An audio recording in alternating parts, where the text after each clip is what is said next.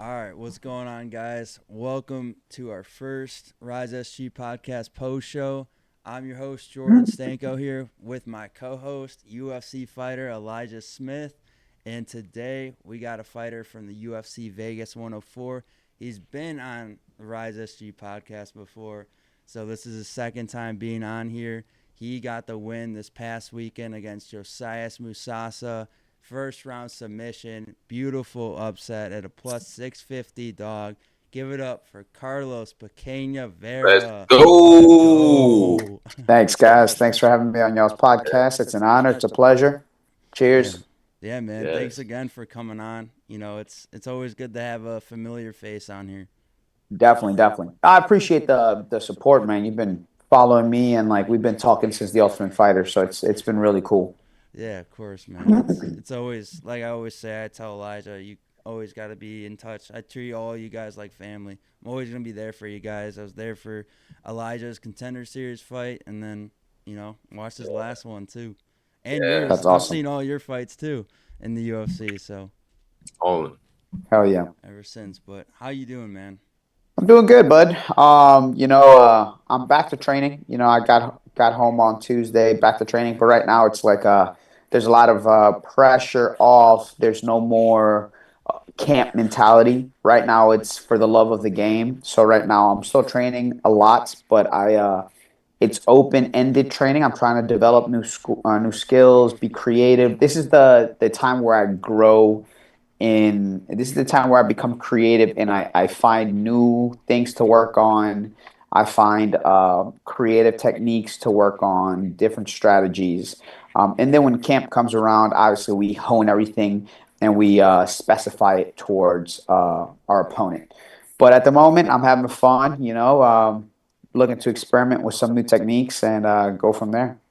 Good to Yeah, hear. do you ever do any competitions like jiu-jitsu competitions while you're at fight camp, just to keep the body and keep the mind set on a competition type of mindset?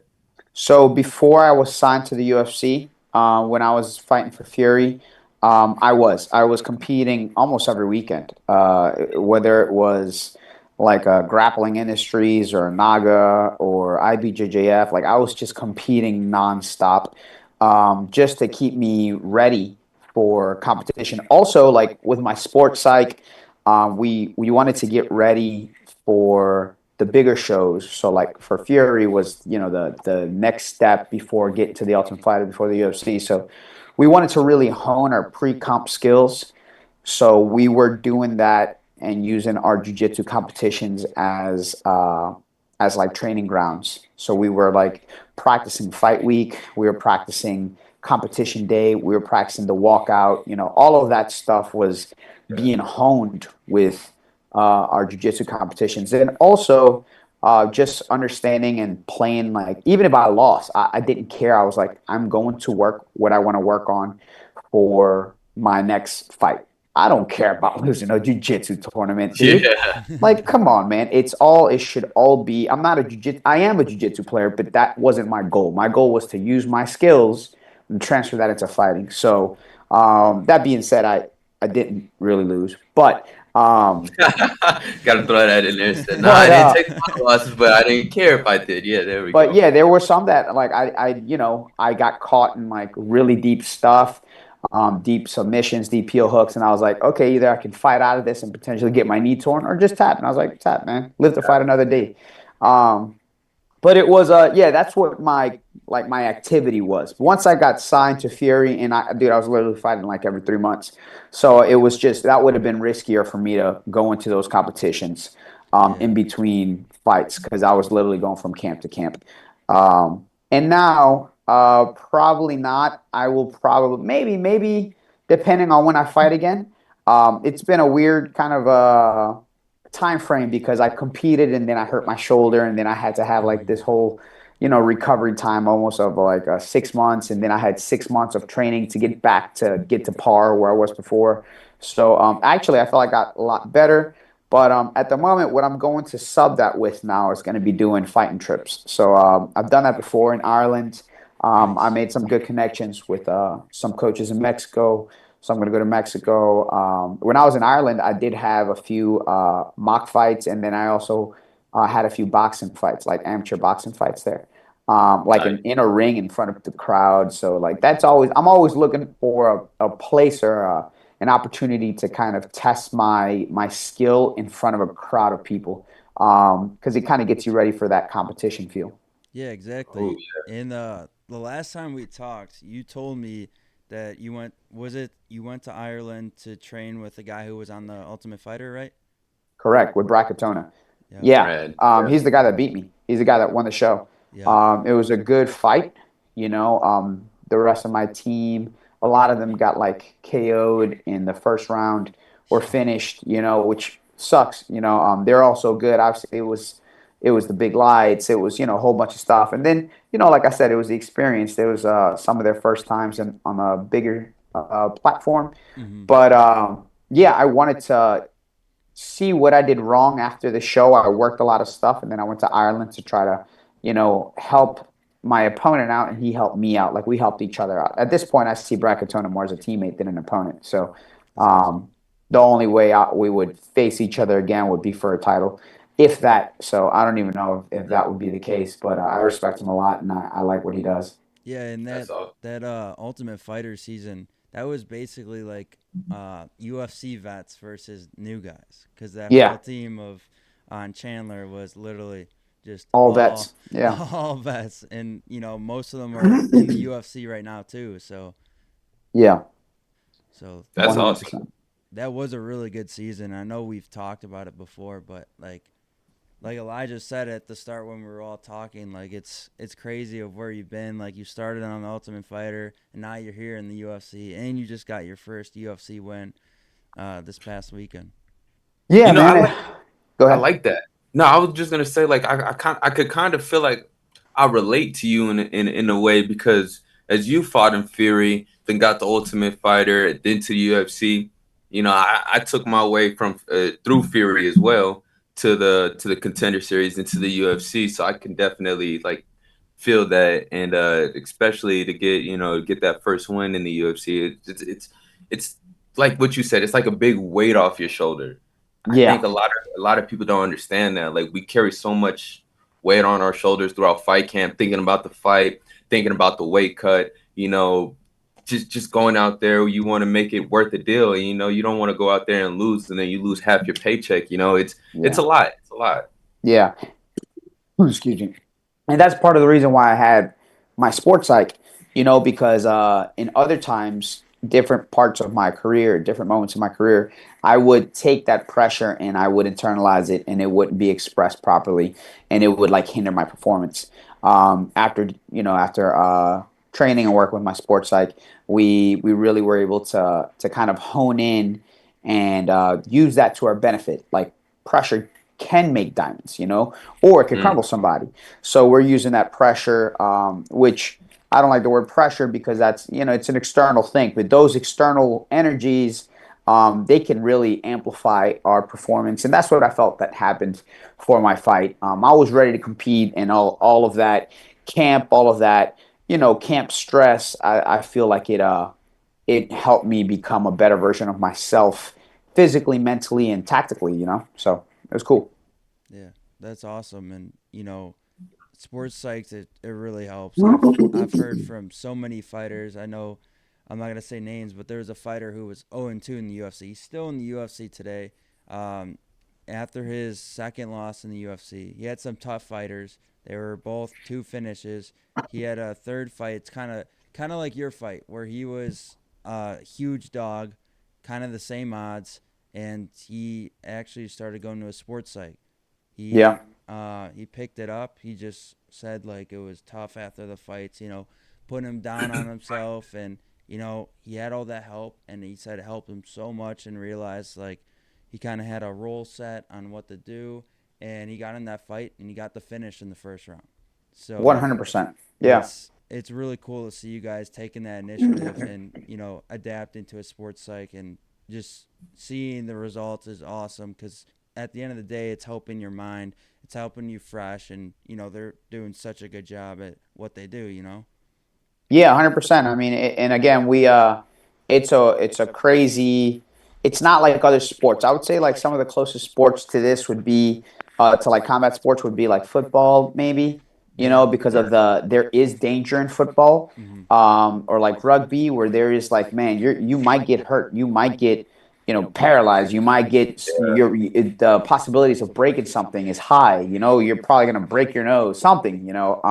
So that is where that comes into play. However, those are team sports. You can really rely on the person literally right next to you. Yeah. Versus us, True. yes, it's a team sport in the sense that we have coaches and training partners. But when you step in that cage, bro, you are by yourself. You. I mean, That's just yes, you will be helped by your teammates, by your Mm-hmm. coaches. They will try to voice, but they can't like grab the guy and stop him from hitting you. Like that's what I mean. So there is an extra sense of edginess, of danger, in the sport that we play. So it's definitely understandable that we might need some extra help even with the mental edge. So that is definitely something that I recommend to any fighter that wants to take this seriously. The higher up he goes in his career as a fighter. Yeah, I'm gonna write that down and I'm gonna put that in my back pocket because definitely that is something that I do want to tap into. And speaking of mental, because you're going from fighting in Fury to fighting on the Ultimate Fighter. Smaller crowds to boom, fighting in front of thousands and thousands of people. Like, like when you first got in front of that crowd and you heard the roars and you hear the Oh, that crowd was and crazy. everything, Yeah, that was nuts. I like because I just recently went to the Alex Pereira fight, and everybody, like, from the first fight when they started up, everybody was roaring, and I was just thinking like, wow, like this is something I haven't experienced before because I've only fought in the Apex, smaller Yeah, crowd. You only get four people from your family. yeah. So to hear and see the crowds and see all the stars, what type of feeling does that bring to you as Um, they're like, Carlos, you're up in 2 minutes and you're getting ready to walk out. Walk me through that because that's something I dude, always want to ask. that's actually super cool. Yeah, UFC 298 was my debut. It was Topuria versus freaking Volkanovski. And Yeah. I got the phone call 3 weeks prior. And they're like, Mm, hey, you ready? I was like, hell yeah, I'm ready. We're yeah, going to cut the weight one way or another. We're ready.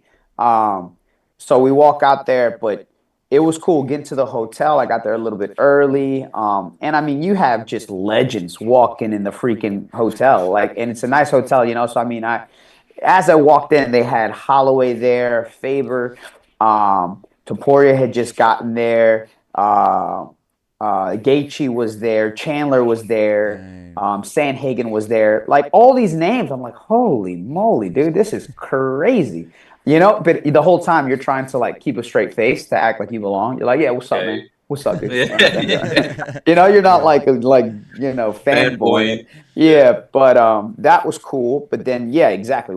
Once you kind of let that settle in, you don't forget you're here to do work. So when I stepped out, yeah, 100%. You're in the holding area. They're like, Carlos, you're gonna go out in 2 minutes. All right, Carlos, ready? 5, 4, 3, 2, psh, go. boom, And then cameras in your face, and then the roars, man. That was insane. That was crazy. That was cool. Not only roars, good roars, but a lot of bad roars too. Because obviously Ringa was another favorite, another Mm-hmm. undefeated guy. So like people were just booing me up. They had some people that were booing me up, just walking out. But it was cool to take it all in because that's something you dream of as a kid when you're thinking of stadiums and you're thinking of just you want to be surrounded by that loud noise. That's like the Coliseum, dude. It's crazy. yeah, So you're just and then walk into the cage, you hear it all, you see your name in the big screen because it's cool in the Apex. It's small, Mm-hmm. yeah. but like when you're in a big arena, man, they have a huge sign. You see your name, you can see your dude. It's nuts. It's a different feeling. Um, it's I get special. chills talking about it. I'm It's like, special. man, I mean, I could still get chills, getting goosebumps thinking about just walking out there, hearing them say your name. Bruce Buffer's on the mic. Joe Rogan is right there. It's like it's exactly what you see as a kid growing up, you see UFC, you're like, oh, one day I'll get there, and that's exactly what it was, And after the fight, even though I lost and I hurt my shoulder, Joe Rogan came up to me. He's like, dude, that was an awesome fight. I know you got hurt. Your jiu-jitsu's sick. I can't wait to see you fight again. And I'm like, Jesus Christ, that's cool. It's a you know, woo, the That's woo. sweet. that Yeah, was cool. that's Yeah. awesome. Is there a venue that you would like to fight? Because for me, my favorite venue that hopefully one day I get to achieve is Madison MSG. Square Garden. Yep, MSG. boom. That's every That's fighter's dream, bro. every MSG. fighter. Every fighter's dream. Yeah, 100%. I visualize that. I can see myself fighting there someday. Don't know when, but it's gonna happen. And then they have a fight card in New Orleans potentially in July I knew you were gonna for say that. Poirier's retirement fight. Yeah. You could tell I have the New Orleans Yeah, sign right behind me. That's who that's that MSG. nation? Who that nation, baby? And then if that might not go, maybe I'm gonna be in the crowd for that one. Maybe I'll be in the cage for that one. Who knows? But one way or another, I'm gonna enjoy it. If not, I heard also small whispers that they might have a fight card in DC. Ooh. That's where I live now. Yeah, So we'll see. We'll see. We'll see what happens. But if I'm talking about like a dream arena, I would definitely say MSG, man. That's Yeah. that's something that you can like mark off like a checkbox for your yeah. dreams. Yeah, and they do it frequently, so hopefully soon they'll probably do it in November again like they did last year and the year before. That'd be cool. Yeah, I was talking to my manager, Jason, and Jason Hollison. He was telling me that a lot of the times they do go to MSG in November. Yeah, Hmm. that would be cool. And we have a lot of connects in November in New York, and then obviously like there's a huge Latino and then Ecuadorian population in New Oh York, yeah, man. I mean, we would bring a freaking crowd. The Ecuadorian population in New York and Miami Definitely. are probably the two biggest populations, and it'd be wild. So, yeah, we'll see, man. The goal right now is I do think far, but I prepare for the near future as well. So like, okay, yeah, that might be a thing, but let's get better now so that when we get into that next fight, we're ready to perform and we're ready to showcase our skill set. I'm trying to stand out. I think I did a decent job of standing out in my last fight. Um, I'd like to continue to stand out because fighting is an artistic expression. How can you express yourself? So many people are kind of they live within this box of what we know. It's like Muay Thai, boxing, wrestling, and it's like, okay, they're gonna have like really good people that know how to fight within this box. But how can I step out of this box and how can I bring something that's special and unique to me in there, right? I do taekwondo yeah, and capoeira. I move weird. I move funky. I have weird kicks. God knows, maybe you'll see a cartwheel in my next fight. You never Ooh. know. Like I'm yeah. serious. Yeah, I'm you serious. I Like never like you that. just, know. I'm trying to develop new things. I need to be able to do it safely.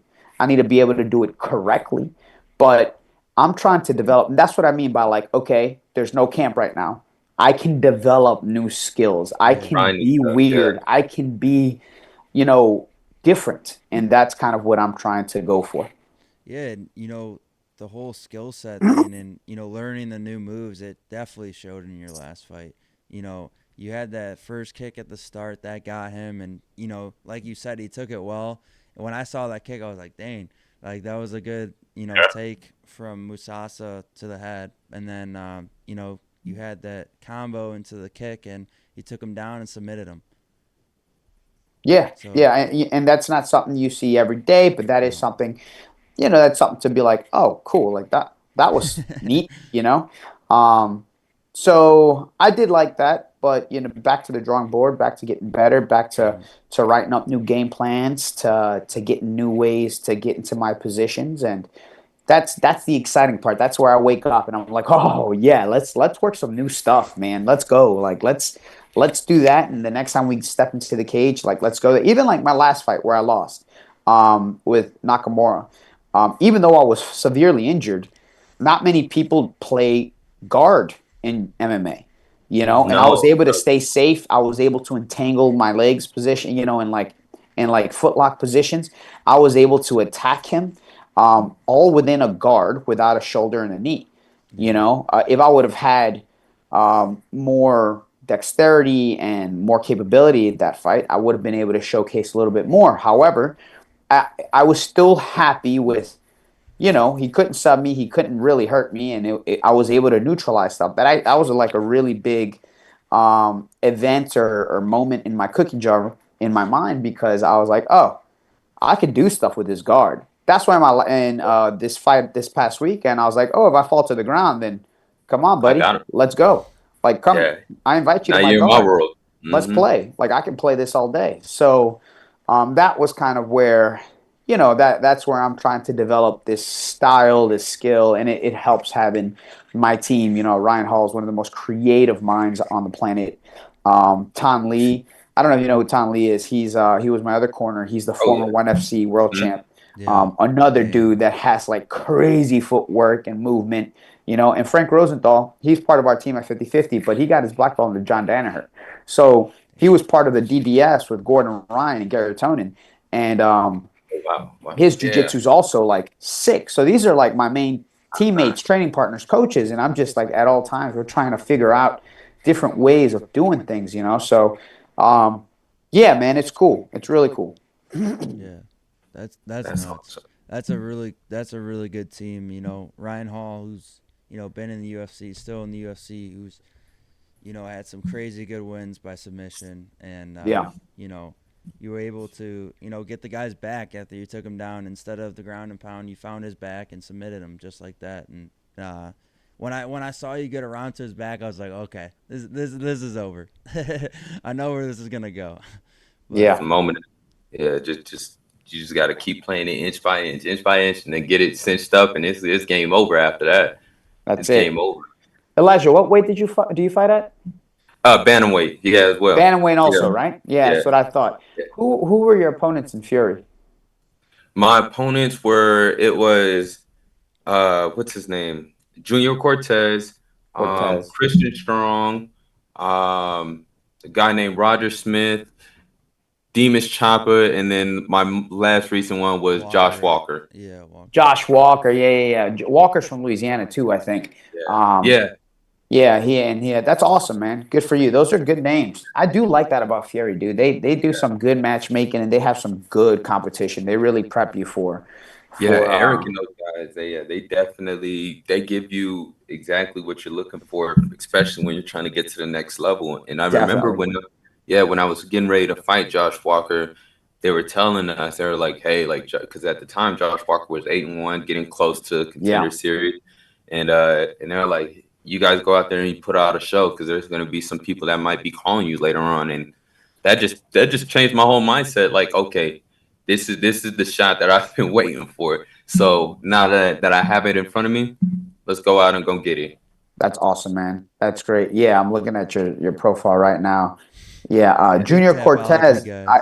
I think I was supposed to fight him too. I tried to fight Josh Walker. He didn't want to fight me. After the Ultimate Fighter, dude, I tried to fight so many of these guys, and they didn't. Nobody wanted. Yeah, they're like, They didn't want to fight me. I was like, come on, man, I need to do something. It's been almost a year, and nobody wants to fight. And I'm like, ah. So that's when I got called. That's when I took a fight with Vilson and Droji, who is mhm. he fought for Fury recently, but he was Yeah. like CFFC champ, and I was like, man, let's go. I'll fight anybody. I don't care. Let's go. And then that's when the UFC called. So that was, it worked out. But yeah, Yeah, you got some good names up here. Yeah, when I was getting ready to fight Cortez, at the time I was 2-0, and Cortez, he was coming from the Contender Series, Yeah. and I was running into the same issue to where we couldn't find a fight, and so I gambled on myself, and they gave me the name. I was like, you know what? Let's go see. The worst that can happen is I go out there and I take a lesson, and I took a lesson, and then I grew from there, and and here we are. I mean, I feel like a lot of these guys are looking for favorable matchups, and that's not how you grow. Because then you get to the UFC and you fight somebody who's actually that guy, Yeah. and you're like, oh snap, I've been fighting. That's when you start looking back and you're like, damn, I've been fighting straight cans all my life. Yeah. Like, Yeah. and once you get to the UFC, it's almost it's too late now because everybody's elite in the UFC. Exactly. And that's actually something that I tell people all the time because I remember being an amateur and then beginner pro. I was like, yeah, man, give me not cants, but give me people my own level, And then Yeah, the higher it got up, it was like, okay, I had the choice of fighting people my own level or fighting people that were just coming up, And it's easy to want to say, yeah, man, just give me the dude who's just starting up, man. Let me pad yeah, my record up a little bit, And sometimes you have no choice because sometimes fights fall through and like somebody takes the fight, but yeah, that's the cool thing about Fury though. Fury is everyone I fought in Fury was my level or higher, yeah. and that really helped me get confidence to be like, oh, I can do this, man. And I went 4-0 in Fury, and then I got called for the Ultimate Fighter, and I put up a good fight against Katona. I lost a decision, but that was a really good fight. And then yeah, after right now I feel like I belong, like I am part of this. I'm part of these good fighters, and obviously I take it with a grain of salt because I'm training every day because I want to get better and better, but yeah, that's definitely one of the organizations that help you, and they don't like just give me like favorite. Like I mean, I had the first dude I fought again. I was another underdog, Cody Freeman, and he had just won. He was a double champ. He had just won 2 fights at another organization, and an article had just come out, be like, all he needs is one more win, and he'll get the call, and blah blah blah. He's like, he's just got to beat Carlos Vera, And I was like, all right, man. Well, let's derail somebody Oh, else's we're dream. gonna find out. Yeah, Yeah, so that's cool, dude. That's cool. That's awesome. And yeah. look, you lost against Cortez, and Cortez is still trying to get up So there, and here you are, So yeah, it's so crazy how life works. And I always tell people like we're at everybody moves at a different tempo, a different rhythm. yeah, So just because you're not there right now doesn't mean your time isn't gonna come. So I always been correct. patient, and yeah, even after that fight, because going back to sports side and just thinking about like there were times where I felt like I didn't belong.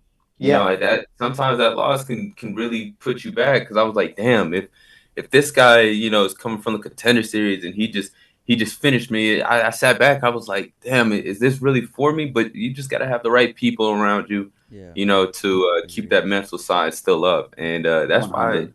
That's why I believe, like what you said earlier, having talking to somebody is really big.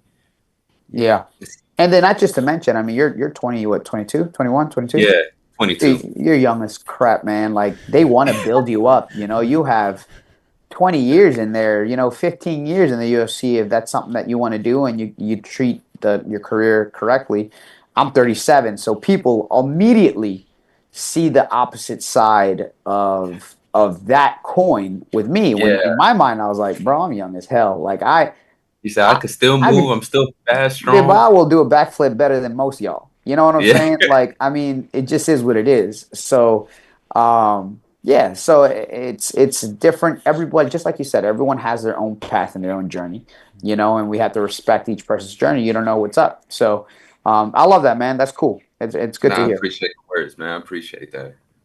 Yeah, for sure.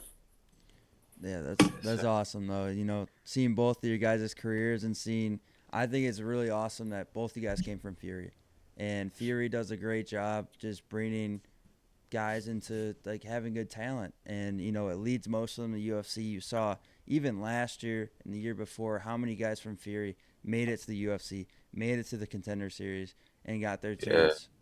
And I think it was like maybe 4 or 5. It was me, Cody, uh, Jacoby Smith, right? Jacoby. Yeah, Yeah, yeah, yeah.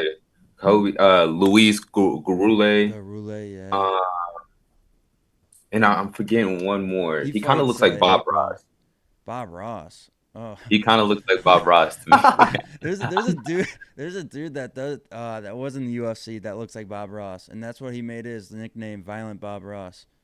Oh Oh yeah, yeah, oh Yeah, yeah. I think yeah, I know. yeah. Yeah. I I thought have you a were talking crazy. about. Thought you were talking about Peyton Talbot. I was like, yeah, I mean, I can see that. They yeah, Peyton Talbot. No, Peyton Talbot. He's one of those guys who I think it's skilled, but Yeah, he got I think humbled his last fight. yeah, he did. And then you know what happens. At least now he knows what he needs to work on. You Yeah. Yeah, know. yeah. Yeah, again, it also has to do with like what's the level of the opponents that you're fighting. Hmm. I Mm, think he's a great striker. I think he just didn't never face anybody who was gritty and wanted just to hold you down. And yeah, that the first time I fought somebody like that was in the Ultimate Fighter with Katona. I was like, oh, it's a gritty dude that wants to hold you down. You live and you learn, man. Strong Peyton has guy, a, man. Yeah. and you never know, man. We might face him sooner rather than later. Yeah, So, exactly. Yeah, I would like to see that. Yeah. Yeah, I saw his last fight when I was at Louisville when he went against Jesse Butler, and oh yeah, yeah, yeah. he Mhm. dominated that whole fight, took him down, was just trying to find the finish on the ground, but he just like there's a lot of times there's not a lot of times people like other opponents are escaping him because he's a strong dude, and when he fought Gene Matsumoto, that was a really good fight, and That was a great fight. I just watched it the other night. Yeah, Mhm.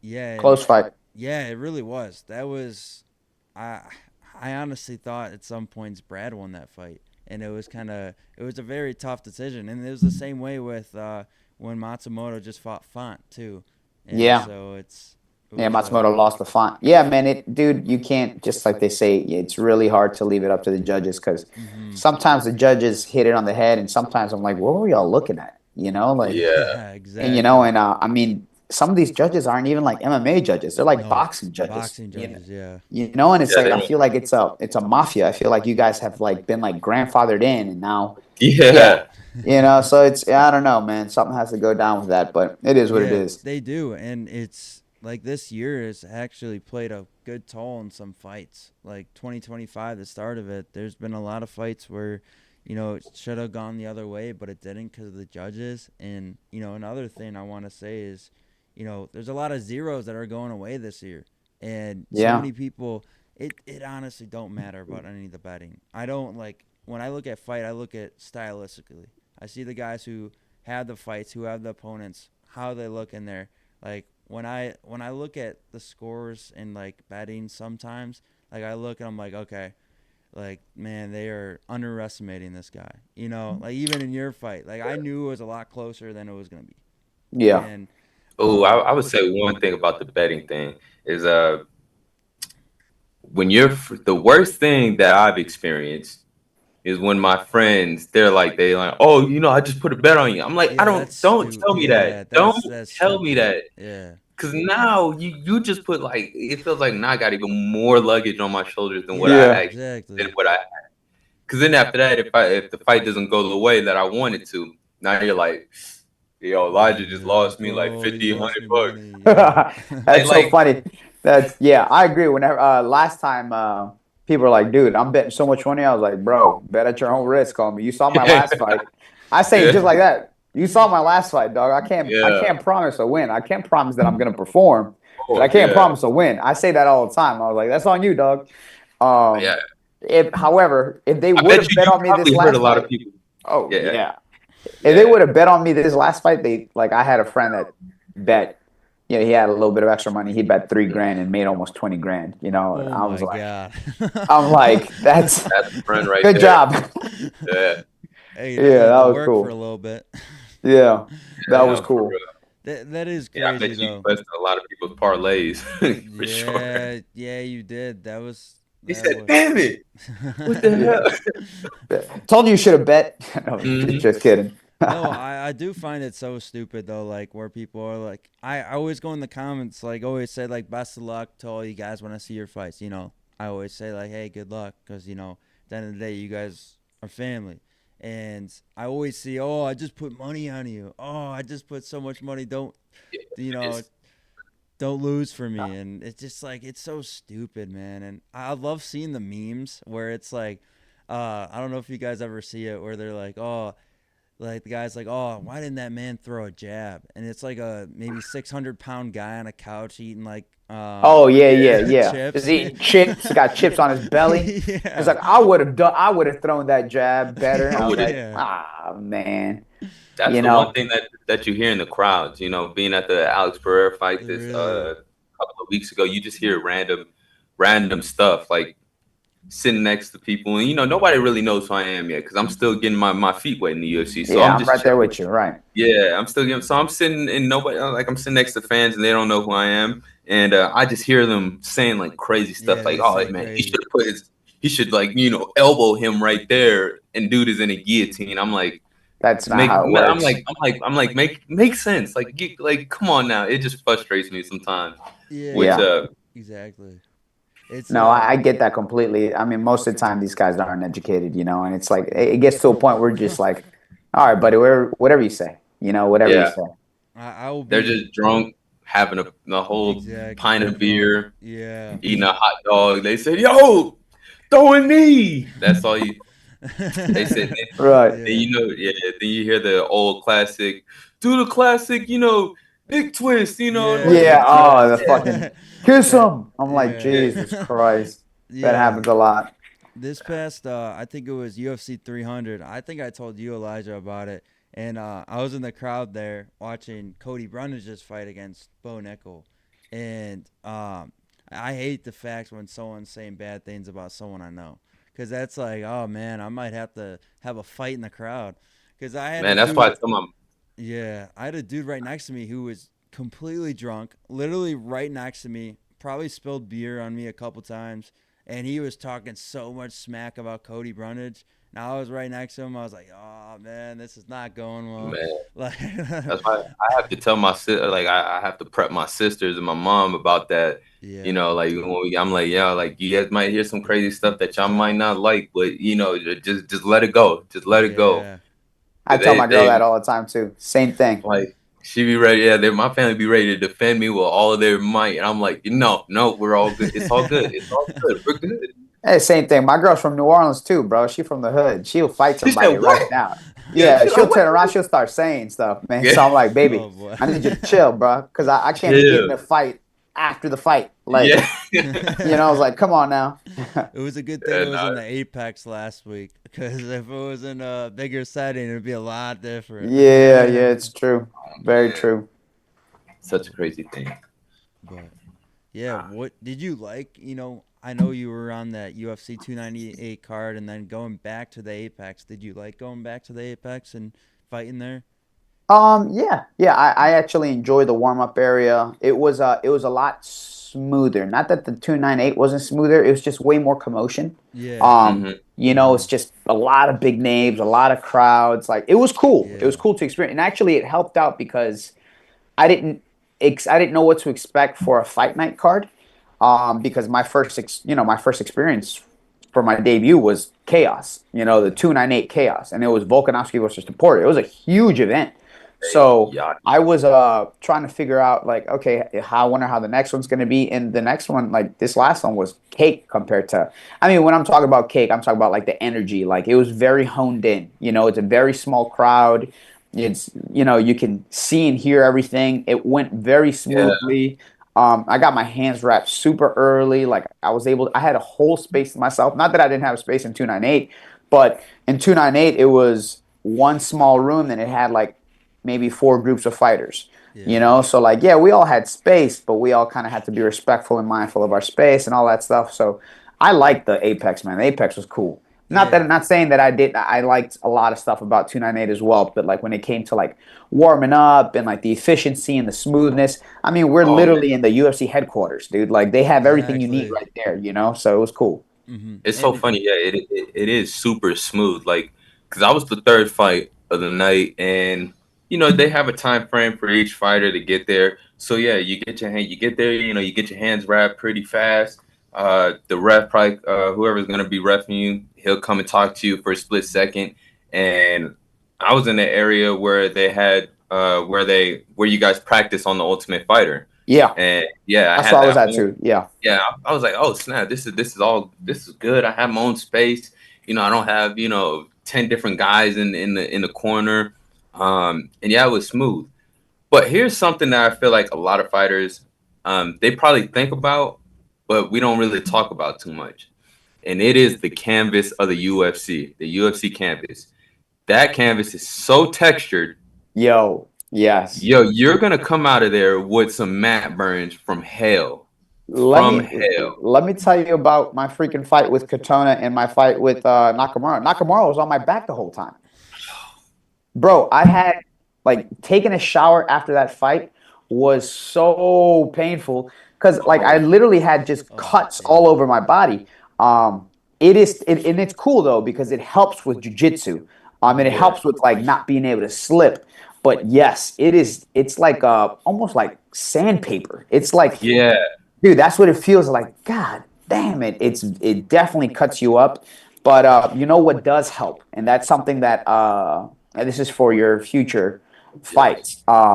Going to the PI. Because the PI has a small cage that's the size of the apex and a pay-per-view size cage. And they both have the same texture that you'd use, yeah, right? yeah. So like the whole week that I was in the apex, sorry, the PI, I was like getting work in the cage the whole time. So by the time it came to fighting, I was like, oh, okay, we've been in this cage a lot already, you know. So that's something. And what I'm gonna do now is I'm gonna take periodic trips, probably every other month, to Vegas to go to the PI just to get accustomed to playing in that ring, to playing in like court. Like if you want to be able to play in an NBA size court, I want to be able to go to the PI Hmm. and use my I my like that. my pay-per-view size cage and then my apex size cage so that I understand where I am at all times and it's not anything new to me. So that's something that I recommend to you. That's something that I'm going to start Yeah, implementing very soon. So it's cool.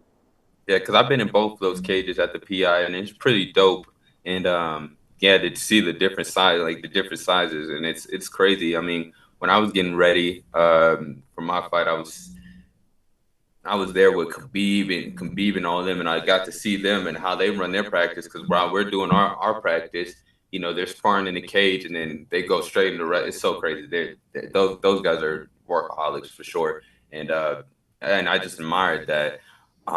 Have you ever done the testing that they do at the PI? I haven't. I plan on doing that super soon. Yeah, I would. Yeah, I would definitely recommend that. And Did you do it it, already? yeah, I have, and it is an MFer. Okay, that yeah, the VO2 test, like, yeah, it's definitely tough. Both the tests are pretty tough, but it's really cool to see like where your numbers are and how fast you're able to bring your heart rate down, and they give you all these numbers, especially seeing how strong you are, your strength. Now, what I didn't like was that I'm over here, I'm doing the testing and everything. I'm thinking I'm killing it, right? I'm killing it. And we get to the end and where we're breaking down everything. They're like, you're doing good. You're pretty average for bantamweight. I'm like, fuck, that hurt my heart. I was like, damn, I wanted to be, I wanted to crush these tests. But I think it's really cool to do it one time, then probably in like 6 months go back and do it again and Yeah. see how much better you've gotten. Yeah, that's not one of those tests though where you want to do it one week and then try it again next week. Yeah, that's interesting you say that because I know myself and I don't push it to the extreme until like unless there's an opponent in front of me. If there's an Yeah, opponent in front of me, I was like, let's fucking go. But if it's just like a test, I'm gonna like it's yeah, hard sometimes for me to like pass that threshold, dude. And I'm like, yeah. But Especially like because you're on the bike or the oh yeah, dude, I yeah, suck at that. I'll be yeah, honest, I suck at that, bro. yeah. I was like, because they put the mask on you, so I'm over here like, like dying in the mask. And once they get, once you take it off, I'm like, all right, I'm done for the day. I'm done. That it absolutely killed. It Yeah, absolutely that's funny. Yeah, when I was on the Ultimate Fighter and we did those tests, we did some of those tests with Team McGregor. I sucked. I was like, oh, killed. they're like, dude, his cardio sucks. I was like, really? Because my cardio was better than it was just as good as Katona's cardio, Yeah. and Katona lives off these tests. I think a lot of it is mental, man. Yes, is it a It is. lot? It's definitely physical too, but a lot of it is also mental. Can you be mentally relaxed, and can you execute game plan a certain way? I think you'll be Hmm. just fine. As long as we can be relaxed in the wrestling, in the transition from striking to ground, which is a lot of it is wrestling, cage, ground, then I feel like we can maintain like composure and we can maintain constant energy. But if you have like any slight of panic, those moments of panic is what spikes your heart rate, and that's what like Yeah. really gets you tired. So like that's one thing that I try to work on. I do need to work on what you're talking about. I agree that it all comes together, but one thing that I specifically try to work on is like my composure mentally within positions that tire people out. If I can like stay mentally calm and chill, I feel like I'm gonna find a way to get out of there, or win, or reverse, or something. Yeah. Yeah, definitely. Yeah, and I agree. those tests definitely help, and just I think it's cool just how the PI does everything, and they give you guys the opportunity to go out there, take those tests. They give you guys the opportunity. They give you meal prepping. They give you Oh, all that's that huge. space. Yeah. It's so cool, and it definitely helps because when I see someone miss weight and someone misses weight, let's say I think last week someone missed weight by 4.5 pounds. Yes, that's Yeah, crazy. and it's tough because Damn. you got guys sending you meal plans. You got UFC sending you all this supplements and stuff to try to make weight. It's just like that's It's either crazy. two things. It's Yeah, either two things. It's either you didn't take the weight cut serious, yeah, or that just isn't your weight class. yeah. That It, too. that's really what it comes down to. Because I mean, yeah, like you said, the UFC they make it to where, they send you meal preps. They even Dude, they tell send you you where. meals. They send you Yeah, Yeah, they just they full send on me meals for meals. 2 months before the fight. yeah. That's They were crazy. sending me so much meals that I was like, damn. I still So have some in the freezer, dude. It's gonna feed me for yeah, the yeah, next 2 months. yeah. I was like, geez. And what I did with my meals, because I had so many, You I gave them actually, away. yeah, I had a couple of, we had a couple of guys at the gym who were getting ready for fights, and I was like, hey guys, I got a couple of meals that keep, to where you can count your calories, count your carbs, and I promise you, you'll do fine if you guys just take these meals and follow the plan. It's super easy. Um, yeah, it kind of just baffles my mind to I've had some tough weight cuts, but I never miss weight. Um, but hey, I guess I mean it's part of the game. I mean, if you want to miss weight and give me that 20, what is it, 25%? 20%. Yeah. That's Yeah, crazy. 20%. I'll take it. I'll take it. Go ahead. Yeah. Yeah, Yeah, no, that is definitely part of the game, and that's if, the more you miss weight, the more susceptible they are to letting you go. And there's a Yeah. lot of guys that I know in the regional scene that are this close to making it because they're amazing fighters, but they've missed weight 2 or 3 times, and the yeah, UFC is that's like, tough. we're gonna go with somebody else, you know. So that's something that fighters have to be aware of. Yeah, I remember some guy telling me that was in the regional scene. Like he was like, "Oh, like my fight got canceled this weekend. The guy missed weight by like 20 pounds." I was like, "Damn." That's freaking that. Yeah, you didn't even try. I was like, "This guy didn't even try, man. Does he want to You didn't fight?" even Nah, try. Yeah. yeah, he was hoping that the commission was gonna let it go at that Definitely point. not gonna happen. No. And I think it was a Fury fight, and I think that's nuts that the guy literally showed up wanting. He's like, "Oh, I should be fine. 20 pounds, nothing." And nah, not gonna work like that. And Yeah, that's that's that's nuts, man. that's where you kind of just have to switch weight classes, because that's why you see a lot of the, like you saw guy who fought on your card, Ryan Spann. Even though he lost, he made the move up He to went up the heavyweight. class. Yeah, Yeah, he he went went up the up class. Yeah. because I'm sure that cut was hard for him. Because you look at him, Yeah. he's a big dude, and Yeah. he did look good. The problem with him is he gets tired, and that's But not it's only that, but here's also my theory is that whether if you go up or go down in weight class, if you don't better your skills, you're still gonna get smashed whether if you go yeah, up or down in the weight class. Like Yeah. if you don't address those your insecurities and the things that you need to address to get better. Yeah, if I go up to 45 and if I'm struggling at bantamweight, right, and I'm getting beat there, and I'm like maybe it's just because of the weight cut, and I try to go up to featherweight without addressing any of my insecurities, any of the stuff that I need to be working on, I'm gonna go up to featherweight and get beat in the same way. So I feel like with Ryan Spann, like I just don't know if he got better. You yeah, know, yeah, I don't and think he just. I just felt like he went to heavyweight just because he didn't have to cut weight, but did he get better? yeah. Yeah. And I didn't see that. I didn't see that. The I thing think that has is, a lot to do with people, man. I think a lot of people train cardio and yeah, their ferocity and their strength and like they're just punching a lot. They look like I say this all the time, like they're always on bikes. That's why I'm like with these tests, like they might be like so efficient when it comes to doing these exercises, but man, the only way you get better at being a basketball player is playing basketball. Boom. Like The only way you get better at fighting, man, is like fighting. Like Mm-hmm. focus on fighting. Learn how to, sharpen your guard, sharpen your jujitsu guard. Your passing. Your counters, all that kind of stuff. But I mean, I'm not here to judge because I don't know what he didn't go through. I didn't see that fight. I'd have to rewatch it. But yeah, you just never know. I think people have to focus on getting better. I totally think you hit the nail on the head with that one. Yeah, and that whole fight, like when he fought Dom Reyes, and he was prepared for that fight. Like his cardio was on a different level for that fight, and it just seems like I heard it from a lot of from the announcers. You hear all those guys talking about it, and it does seem different because he does go for the finish right away. That's kind of his name of the game. He goes in there, tries to get the finish right away. His last fight, he literally won it in literally a minute, and he just this guy he fought Waldo's really good cardio. He beat Robelis Really to good Spain. boxing, Yeah, kickboxing. oh man, he power. I thought he wasn't gonna have like crazy power against Spain, but oh my god, dude, he just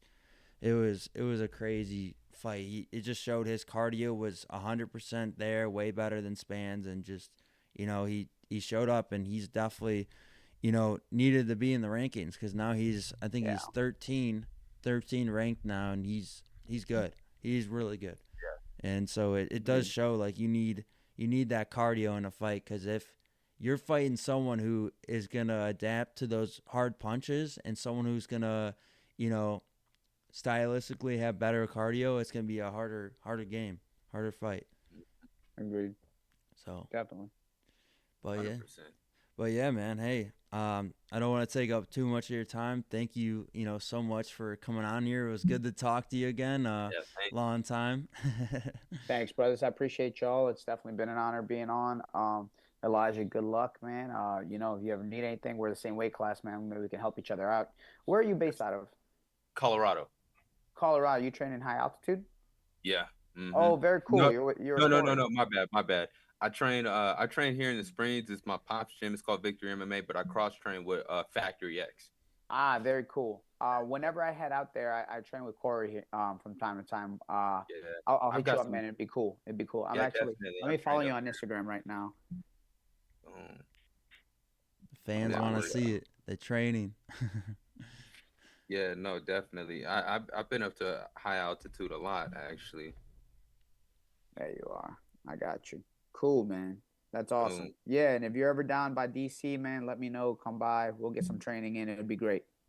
Yes, sir. I appreciate it. Thank you. Thank you for the words. Of course, of course. Jordan, thank you for everything, bud. I appreciate it. I'm really Of happy with the course. stuff you're doing, man. I appreciate it, man. I'm gonna keep going. I was trying to get into trying to make a amateur MMA career to get into it. Cool. I ended up fracturing my back, Oh so man. I don't know. It's Yeah. I played soccer on the sides too. One kid decided to kind of go a little rough with it. I was right next to the boards. He flipped me over. I landed on my lower back next to my Oof. spine, and I'm sick and tired of all these chiropractor meetings and MRIs and all these scans I got to do. And Yeah, brother. Hey man, take it step by step. Play yeah, some jujitsu, play some striking, see where your body's at. How old are you? 22. I'm same age as Elijah. You got plenty of time. Just don't rush it. Don't rush it. Yeah, you got plenty of time. Just work your way up. I Yeah. appreciate that, But if man. you I guys need do. anything, let me know. Other than that, I'm about to go All get right. some training in myself. I Heck yeah. appreciate you all. Same. Yeah, I'm man. right You with as you. well. If you ever need anything, we're always here for you, man. Yes, sir. Thanks, fellas. Y'all be All cool. right, man. You as Take Peace. well. care. Thank you. All right. I'll see you later.